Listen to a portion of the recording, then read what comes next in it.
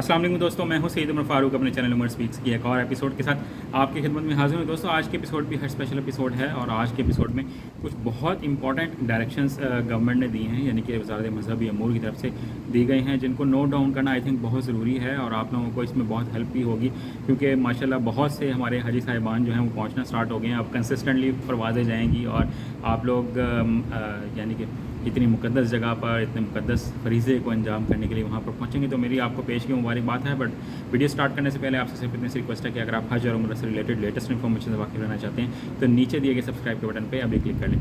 Please दोस्तों, सबसे पहले तो अल्लाह ताला से दुआ है कि अल्लाह ताला जो लोग भी इबादत करने जा रहे हैं उनकी इबादत को कबूल फरमाए और उनको कदम कदम पे बहुत सारी नेकियाँ अल्लाह ताला बिल्कुल उनको अजर उनको दे और उनको नेकियां उनका सवाब मिलता है।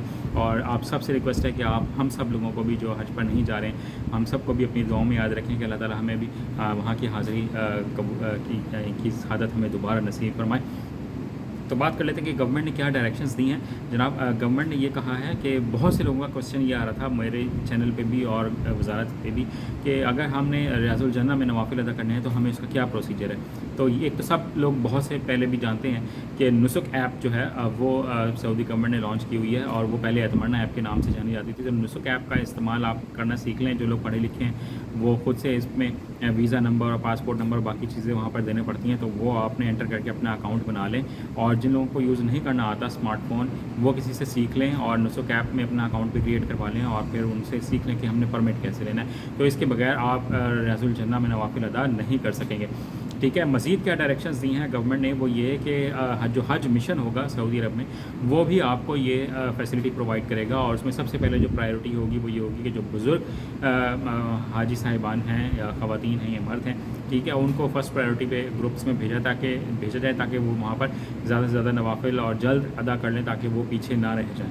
ठीक है, इसके अलावा उन्होंने डायरेक्शन दी है कि आपने जो मक्का मुकर्रमा और मदीना शरीफ में जो यानी कि ये हिदायत भी हैं और उनकी कुछ ताकीद भी है वज़ारत की तरफ से, ये मेरी अपनी कोई ज़ाती राय भी है लेकिन उनकी तरफ से ताकीद की गई है, वो मैं आपके सामने कोट कर रहा हूँ कि वहाँ पे अदब और एहतराम का बहुत ज़्यादा ख्याल रखना है कि अपनी आवाज़ों को और अपने चलने की स्पीड को उस तरह से ना रखें कि जो दूसरों के लिए तकलीफ़ का बाइस बने। वैसे ही ये इतने मुक़द्दस मकामात हैं कि वहाँ पर अदब का वैसे ही बहुत ज़्यादा ख्याल रखना चाहिए। तो आपने अपनी आवाज़ों को धीमा रखना है, बहुत ज़्यादा लाउड आवाज़ में एक दूसरे को आवाज़ें नहीं देनी, चीखें नहीं मारनी कि उसको बुलाओ। तो इस तरह से बहुत से लोग मैंने वहाँ पे देखा चीखों पुकार भी हो रही होती है, तो इस तरह की चीज़ें नहीं करनी। दैन वीडियो कॉल के हवाले से उन्होंने एक बात की है कि लोग तवाफ़ के दौरान वीडियो कॉल कर रहे होते हैं और लोगों को बता रहे होते हैं कि हम तवाफ़ कर रहे हैं, तो उसमें आपने दुआएं मांगनी होती हैं, तस्बीह करनी होती है, उसमें वीडियो कॉल ना करें ताकि लोगों की भी उनको भी बुरा ना लगे कि ये लोग इबादत करने आए हैं या वीडियो कॉल पे लोगों को अपने आप को शो ऑफ़ करने आए हैं। तो इस बात का भी आपने ध्यान रखना है। दैन बहुत से लोग ये पूछ रहे थे कि जो लोग चल नहीं सकते वो तवाफ़ कैसे करेंगे, तो उनके लिए जो फ़र्स्ट मंजिल है, जो फर्स्ट फ्लोर है, पहली मंजिल, वहाँ पर स्पेशल वैसे अब तो उन्होंने राउट भी बना दिया, एक जगह भी बना दी है, उसके ग्रिल लगा यानी कि रिबन बांध के और ग्रिल भी उन्होंने खड़ी कर दिया कि वहाँ से वो लोग जाएंगे व्हील चेयर के साथ। तो मैं व्हील चेयर वालों को एक और भी हिदायत अपनी तरफ से ये मैं डायरेक्शन दे रहा हूँ, क्योंकि मैं अपने वाले साहब को व्हील चेयर पर वहाँ पर पूरे हमने जितना भी वहाँ पर टाइम गुजारा वो हमने व्हील चेयर पर उनको साथ लेके चले। तो उसमें ये कोशिश करें कि व्हील चेयर किसी के पाँव के साथ ना टकराए, क्योंकि उससे बहुत बुरा ज़ख्म होता है। तो मैं और मेरा भाई, क्योंकि हम दो बंदे होते थे, तो कभी मैं पीछे से व्हील चेयर पकड़ता था और वो आगे से व्हील चेयर पकड़ लेता था, ताकि अगर कोई प्रॉब्लम होगा भी सही तो हम पहले से ही उसको कंट्रोल कर लेंगे। अगर व्हील चेयर लगनी भी होगी तो वो हमें ही लगे, किसी और को ना लगे। तो इस बात का आपने बहुत ज़्यादा ख्याल रखना है, क्योंकि जब इतना रश होता है ना तो लोगों के मैंने देखा पाँव ज़ख्मी हो जाते हैं। वो सिर्फ इस वजह से होते हैं कि दूसरों की व्हील चेयरें आके पाँवों में लग रही होती हैं। तो इस बात का आपने बहुत ज़्यादा ख्याल रखना है।